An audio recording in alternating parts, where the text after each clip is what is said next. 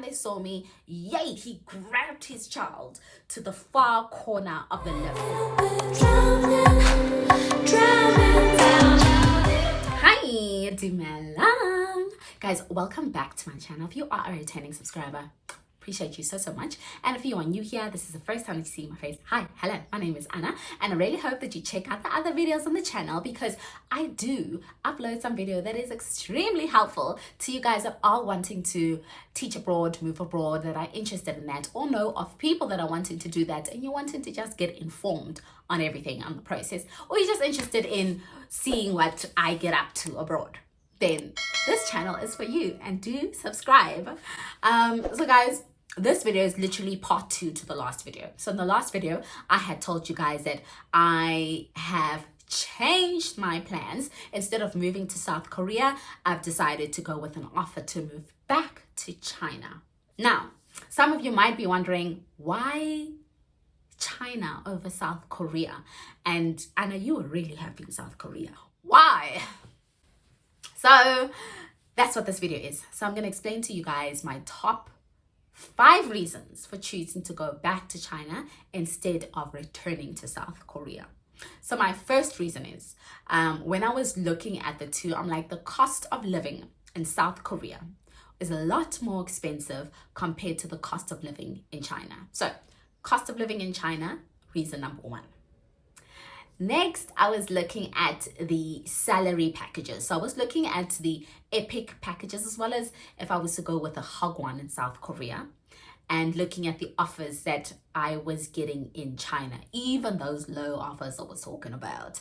When I was looking at those offers, comparing it to the salary in South Korea, I found that the salary for China was better than the salary in South Korea. So salary goes to China. Then the other reason, career development. So I love to teach, as you guys know, and I wanted to continue to teach, but I also wanted to grow in my space. I don't necessarily just want to be an ESL teacher who's just teaching conversational English, or will find herself in a school where I'm just doing games and singing and dancing. Especially with Epic, the focus is conversational English, and that is it. And I want more than just teaching conversational English. So I'm wanting more exposure in the education space abroad. So that is why I thought, Epic, that's not the option for me. My next thing that I was looking at was, I do have family abroad, my sister, as you guys know, and she is still in China. So she renewed her contract with China. So I was like, okay, it makes sense, just go back to China because my sister is there.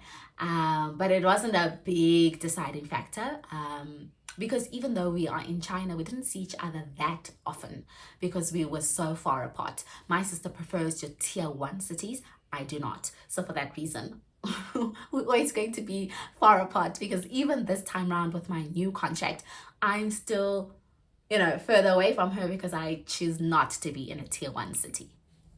I'm still in the same province that I was in my last contract in China.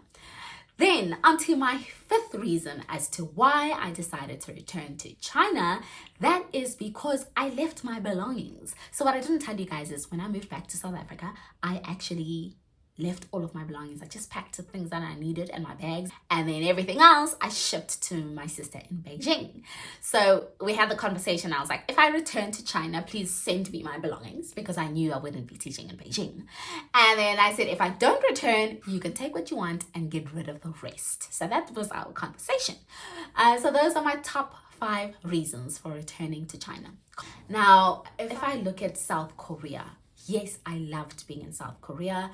I found the pace and my responsibilities to be a little bit easier compared to what I was doing in China. That's just my personal experience.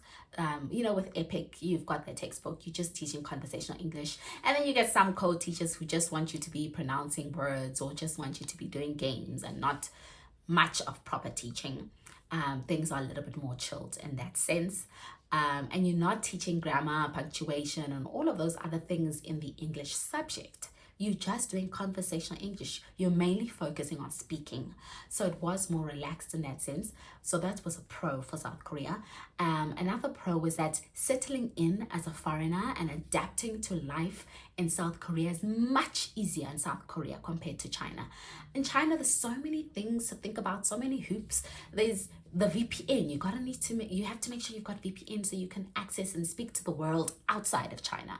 Then there's also, learning that, okay, here in China, they pay via WeChat Pay and Alipay. Don't necessarily carry cash, which I believe is convenient, but it was just things that I needed to learn.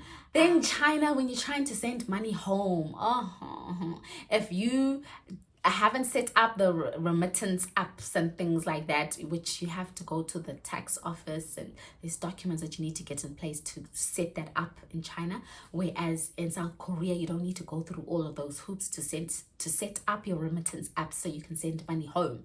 So it's much simpler in South Korea. In China, you gotta do a couple of things, go through a couple of hoops to get set up. Being black in South Korea, in my experience, was easier than being black in China. China, I would get stared at a lot. They stay there to the point that sometimes you feel extremely uncomfortable. In the building that I was staying in China, every now and then when I was leaving my apartment going into the lift, I would bump into this Chinese man, the father and his daughter. And every time they saw me, he grabbed his child to the far corner of the lift to get as far away from me as possible, to make sure they're not breathing the same air as me as much as they could. I mean, we're in a lift. And they are not touching me, or I can't spread germs, or I don't know what it is.